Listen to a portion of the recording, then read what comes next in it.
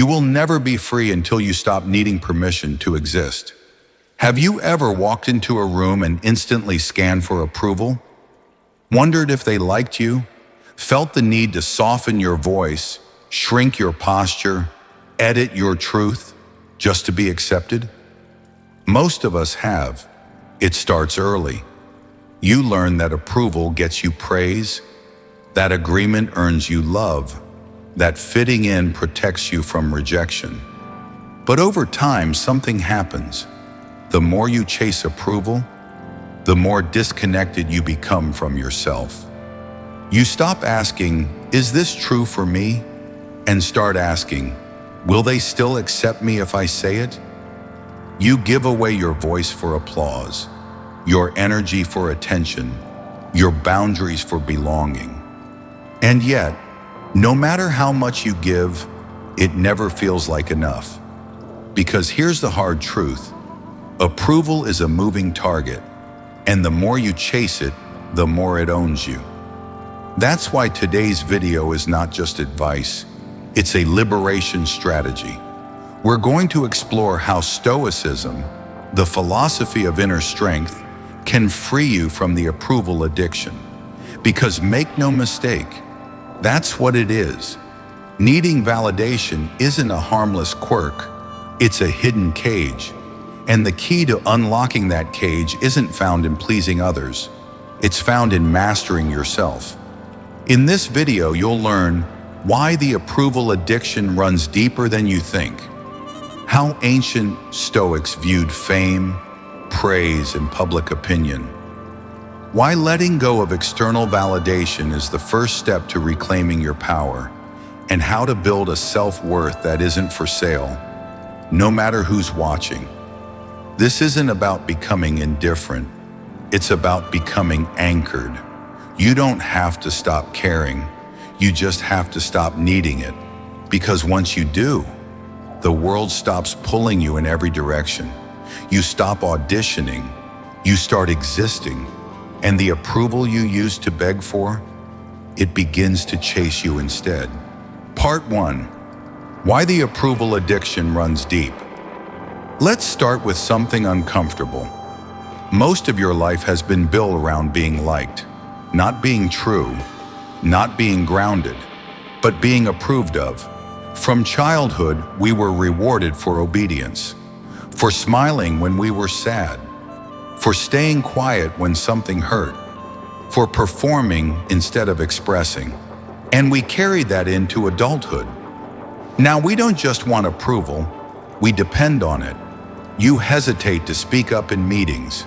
You water down your truth in relationships. You fear disappointing people more than you fear disappointing yourself. And slowly, silently, you forget who you are beneath the performance. That's not a character flaw. That's conditioning. It's survival in a world that punishes difference and rewards conformity. But Stoicism offers a different path. The Stoics believe that true freedom begins when the opinion of others stops ruling your life. Epictetus said, "If you want to improve, be content to be thought foolish and stupid." That sounds harsh, doesn't it? But it's not cruelty, it's clarity. Because the need to be liked is often the thing that keeps you small. Let's go deeper. What is approval really? It's not love. It's not truth. It's often just comfort. A momentary sense that I'm safe if I blend in. But comfort is not the same as worth. And here's the hidden cost of living for approval. You become a mirror for others, but invisible to yourself. You attract relationships based on who you pretend to be. You wake up exhausted, not from what you've done, but from who you've had to be. And still, you feel unseen. Because deep down, you know, they don't love me. They love the version of me I curated for them. That's not self-worth. That's self-neglect. The Stoics understood this. Marcus Aurelius, arguably the most powerful man of his time, wrote in his journal, not for the Senate, not for history, but for himself. Why? Because he knew truth isn't performance, it's practice. And real self-worth doesn't need applause, it needs alignment. So the next time you feel the urge to shapeshift for approval, ask, what part of me am I abandoning right now? Would I still say this if no one clapped? Who am I when no one's watching? Because that version of you, the quiet, unfiltered, unpolished one, that's who Stoicism invites to the surface. That's who doesn't need a stage to matter. And once you meet that person, truly meet them, you stop asking the world for permission to exist. Part 2. What Stoicism really teaches about approval and praise. Let's get something straight.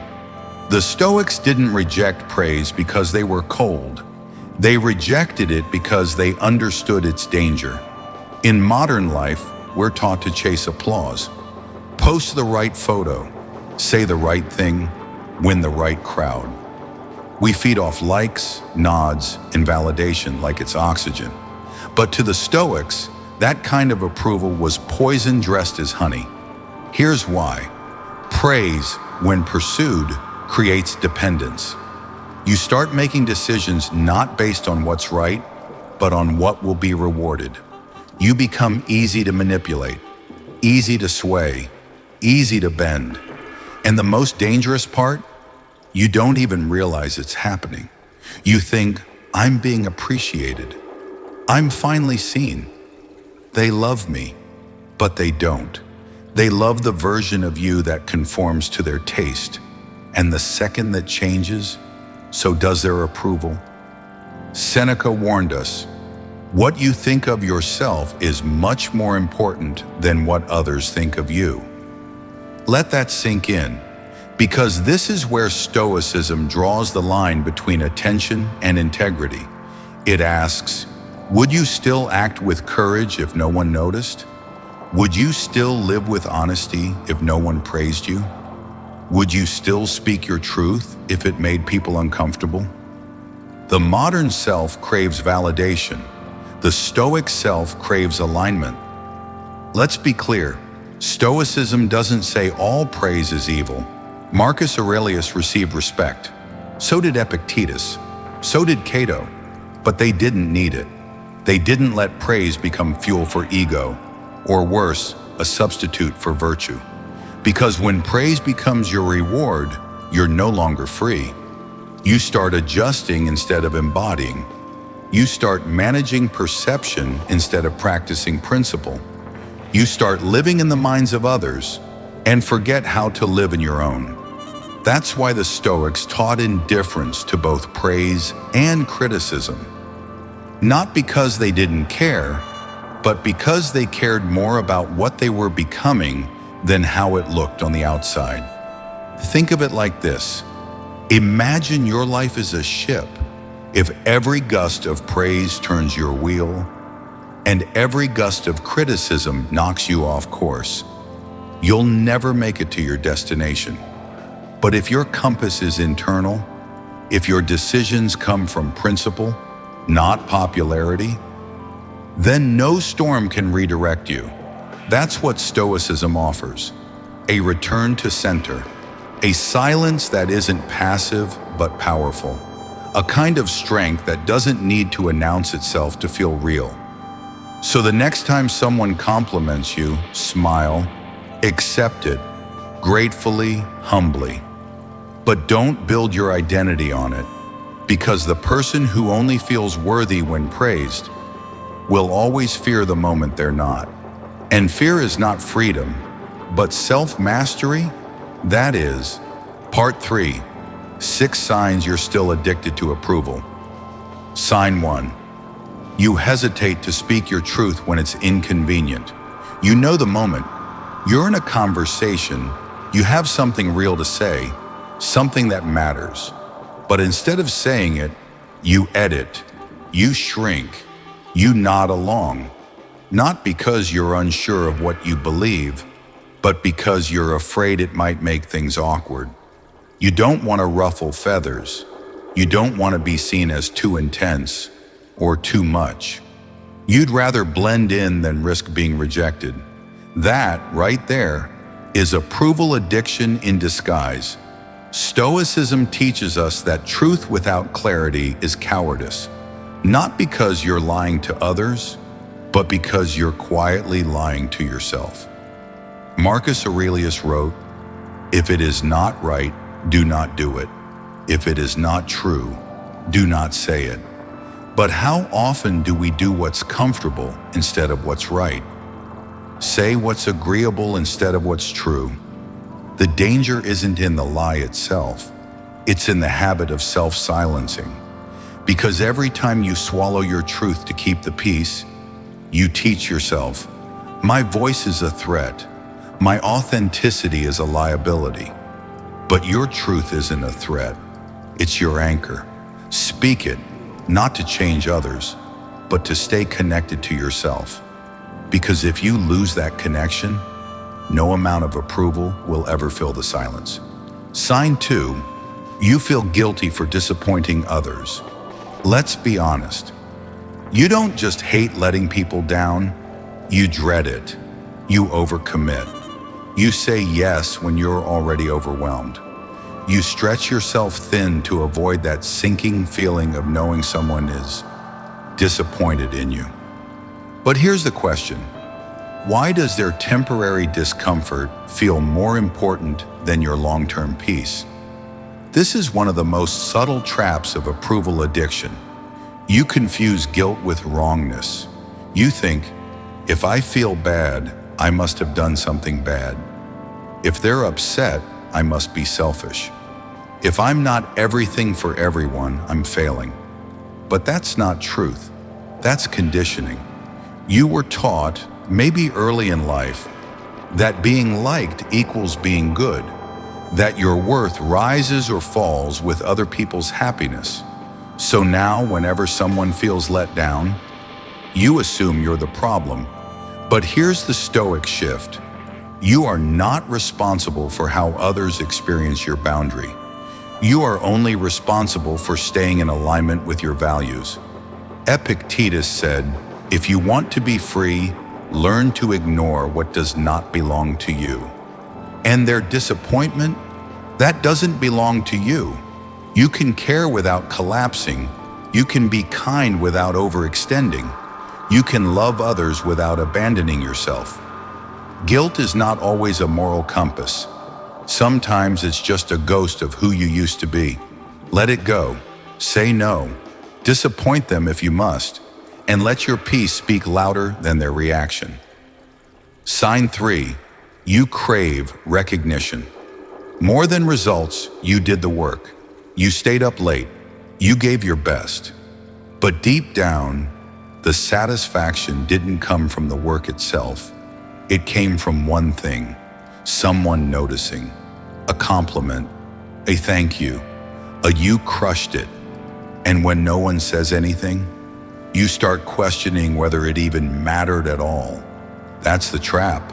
You've tied your sense of worth to being seen, not to being true. Recognition feels amazing. We all enjoy it. But if it becomes your fuel, if you need it to feel valid, then you're not building self-worth. You're renting it from strangers. The Stoics had a name for this: the love of fame, and they saw it as a spiritual disease. Marcus Aurelius warned, "It never ceases to amaze me. We all love ourselves more than other people, but care more about their opinion than our own." Let that hit. You pour your heart into something, and then hand the power to feel proud of it to the crowd. What happens if they don't clap? Do you abandon the work? Or worse, abandon yourself? A Stoic doesn't create for recognition. They create from principle, from purpose, from a standard that's internal, not public.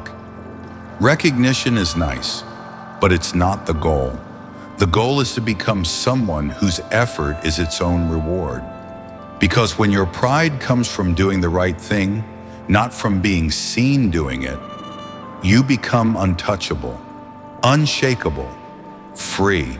Sign 4. You abandon values to keep the peace. Have you ever agreed with something you didn't believe in, just to avoid conflict? Laughed at a joke that went against your values? Stayed silent while someone crossed a moral line, simply because speaking up felt too messy? That's not diplomacy. That's self-abandonment. And it almost always comes wrapped in good intentions. I don't want to stir the pot. It's not the right time. I don't want to be that person. But behind those words is a quieter truth. I'd rather betray myself than risk their discomfort. And that's how approval addiction becomes dangerous. It teaches you to trade your inner alignment for outer harmony. But that harmony, it's fake. Because real peace doesn't come from avoiding tension. It comes from living in truth, even when it costs you comfort. The Stoics were no strangers to tension. They lived in empires, faced emperors, risked exile and death for their convictions. Yet they never saw external conflict as the enemy. The real enemy was internal contradiction.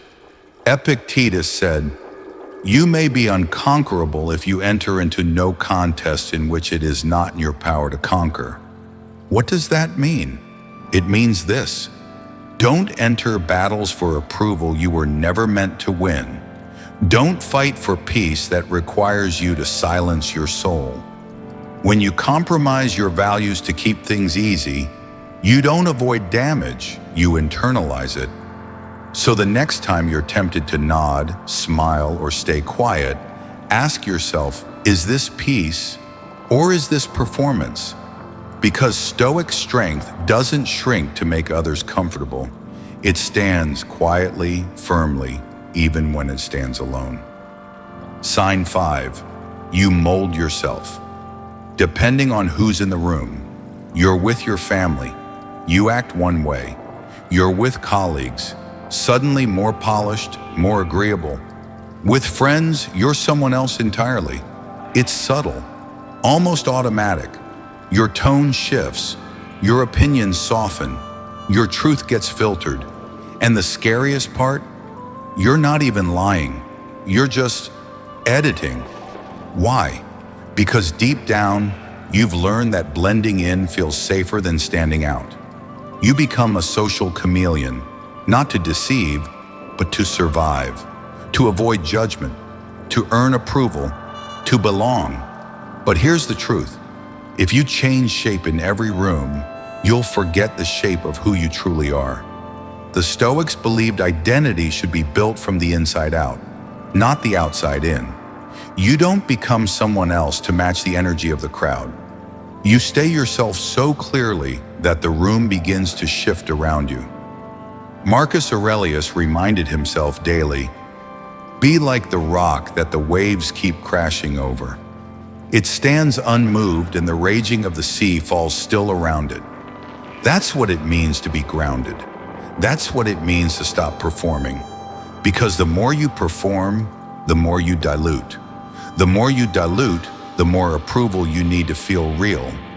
But when you stop shape-shifting, something radical happens. You walk into every room already knowing who you are. And that quiet certainty, it speaks louder than any performance ever could. Sign 6. You fear being misunderstood more than being untrue. Let's get real.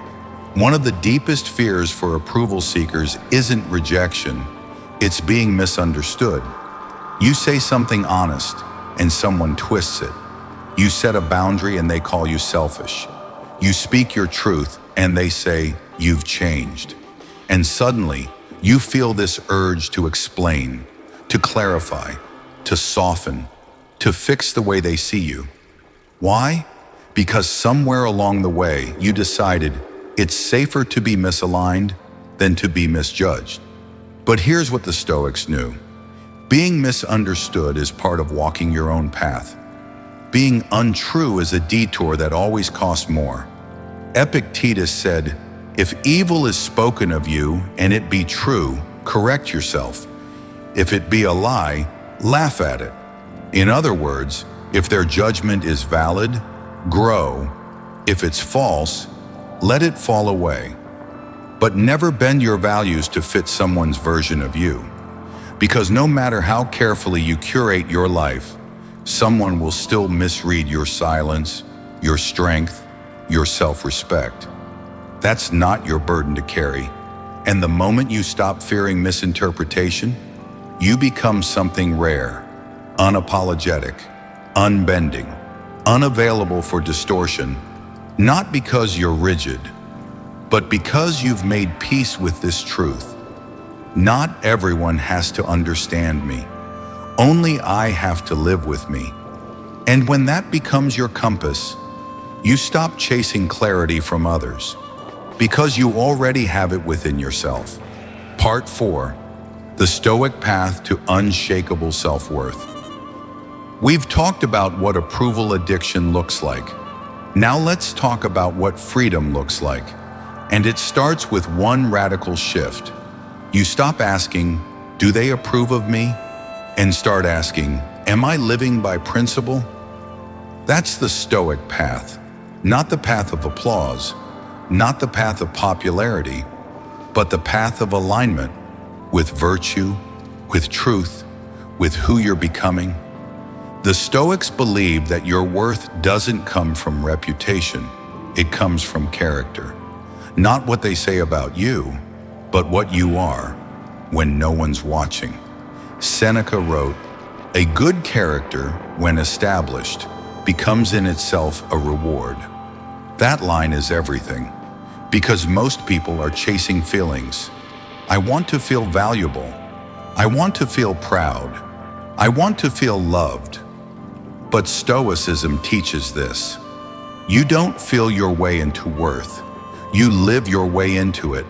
You don't build self-respect by being liked. You build it by being integral, by doing what aligns with your principles, even when it's hard, especially when it's hard. Let's break that down. When you choose self-worth over approval, you don't ghost your values to be accepted. You don't stay silent to keep the room comfortable. You don't say yes when your body says no. Instead, you make the uncomfortable call. You say the hard truth. You walk away from the thing that once made you feel important, because it no longer makes you feel whole. And from that clarity, peace rises. Not the kind that depends on silence from others, but the kind that comes from inner coherence, where your actions, thoughts, and values all point in the same direction. That's what Marcus Aurelius meant when he said, "The happiness of your life depends upon the quality of your thoughts." When your thoughts are clear, your path becomes clear, and your worth, it becomes unshakable, because it's not built on sand, on status, followers, praise, or perfection. It's built on stone, on discipline, on courage, on a quiet promise to yourself that sounds like, even if no one claps, I'll still act with integrity. Even if they misunderstand me, I'll still speak the truth. Even if they walk away, I won't walk away from myself. And when you live like that, people feel it. Some will leave. Let them. They were never there for the real you. Some will stay and respect you more than ever, because your self-worth gives them permission to find their own. But most importantly, you stop living on emotional credit. You stop waiting for permission. You stop needing a crowd to feel valid, because you finally realize you are enough, not because the world says so, but because you've chosen to be someone you respect. And that kind of self-worth, no one can give it to you. But once you build it, no one can take it away. Part 5. Real-life examples of Stoic self-worth. Abstract philosophy is powerful, but lived philosophy, that's where it changes lives. Let's look at 3 real-world examples of people who embodied the Stoic path to self-worth. Not by chasing approval, but by choosing integrity over applause. Example 1. Eleanor Roosevelt. I will not disappear to make you comfortable. She wasn't born into confidence. She was shy, considered unattractive by her own mother, and often overlooked. And yet, when she became First Lady, she transformed the role completely. She wrote, she traveled, she spoke up on race, justice, poverty, and power. She was mocked relentlessly. Critics called her loud, arrogant, unladylike. But she didn't flinch, because she had already decided, I would rather be true to myself and hated than silent and approved of.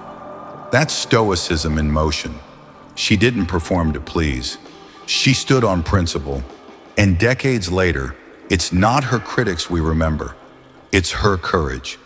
Example 2, Keanu Reeves. Silence is my strength. In a world addicted to celebrity and performance, Keanu Reeves stands out for not playing the game. He's been through tragedy. He's lost people he loved. He's been underestimated, mocked, even memed. And how does he respond? With stillness, with kindness, with self-containment. He doesn't overshare. He doesn't retaliate. He lives a life of simplicity, generosity, and clear boundaries. He walks through Hollywood, one of the noisiest places on earth, like a man who doesn't need to be seen to feel secure. That's modern Stoicism, a man who doesn't build worth through attention, but through how he carries himself when no one's watching. Example 3, the single parent who said no more. She worked 2 jobs, raised 2 kids, and for years she said yes to everything. PTA, family favors, unpaid overtime, because saying no made her feel like a failure. Until one day she broke, not with rage, but with realization. She sat down, looked at her calendar, and said, if I keep doing this, I won't survive. And worse, I'll teach my kids that exhaustion is love. So she changed. She started saying no, stopped explaining, let people be disappointed. And for the first time, she started sleeping again, smiling again, feeling herself come back. She didn't need Stoic quotes. She lived Stoicism. She stopped performing for approval and started living in alignment with truth. That's real self-worth. Quiet, powerful, contagious. What these stories share. None of these people shouted. None of them demanded to be understood. None of them played the game of please like me. They simply chose to walk in truth, let go of what they couldn't control, and stop living for anyone else's comfort. And in doing so, they didn't just reclaim their dignity. They became an example for others to do the same. That's the Stoic legacy. Daily Stoic practices for building self-worth. Theory is nothing without action. So here are 5 simple but powerful Stoic practices you can begin using today to slowly untangle your worth from approval and build it from within. 1. The morning check-in. Ask yourself, what do I stand for today? Pick one virtue, courage, honesty, discipline, and make it your compass. This anchors your behavior in principle, not popularity. 2. The discipline of the pause. Before responding to praise or criticism, pause, breathe, ask, is this affecting my center? Then act, not react. This is where true power lives. 3. Keep a worth journal. Each night, write down one moment you stayed true to yourself. It doesn't matter if no one noticed. You noticed. And that's how you rewire your sense of value, from external validation to internal integrity. 4. Discomfort training. Once a day, say no to something that doesn't align with your priorities. Watch how the guilt rises and passes. This is the muscle of dignity being built. 5. Practice being misunderstood. Let someone get you wrong. Don't explain. Don't rush to correct. Feel the silence and realize you survived it. That is freedom. Self-worth isn't built in one breakthrough moment. It's built quietly, daily, in choices that no one claps for. That's the Stoic way. So here we are. We began with a quiet question. What happens when you stop seeking approval? And now we know. You stop bending. You stop shrinking. You stop trading your truth for temporary applause. But more importantly, you start building a life that's not for sale. A life where your self-worth isn't up for debate, where your values don't dissolve in the presence of disapproval, where your presence speaks louder than any performance ever could. That's what the Stoics offered. Not just wisdom, but armor, the kind that doesn't harden your heart. It clarifies your path, because once you realize that chasing approval is a race with no finish line, you finally step off the track, and you walk a different path, one that's slower, quieter, but unshakable. The Stoic Path. A path where you speak without needing validation. You stand without needing applause. You act with integrity, especially when no one's watching. That's not rebellion. That's freedom. Because here's the truth. Approval is borrowed, but self-worth, that's earned. Moment by moment, choice by choice, breath by breath. So if this message speaks to something deep in you, something tired of performing, of pretending, of asking the world for permission to exist, then say this with me: enough. Comment it below. Write it in bold. Let the world know. I'm done seeking approval. I'm ready to walk the Stoic path to self-worth. Then, hit subscribe. Tap the bell and dive deeper into our playlist, The Stoic Way, Build Strength from Within. Because this journey doesn't end here, it begins now. The moment you choose truth over applause, clarity over comfort, self-respect over popularity, that's the moment you stop being a reflection of others and start becoming a reflection of who you were always meant to be. Still, silent, unshakable,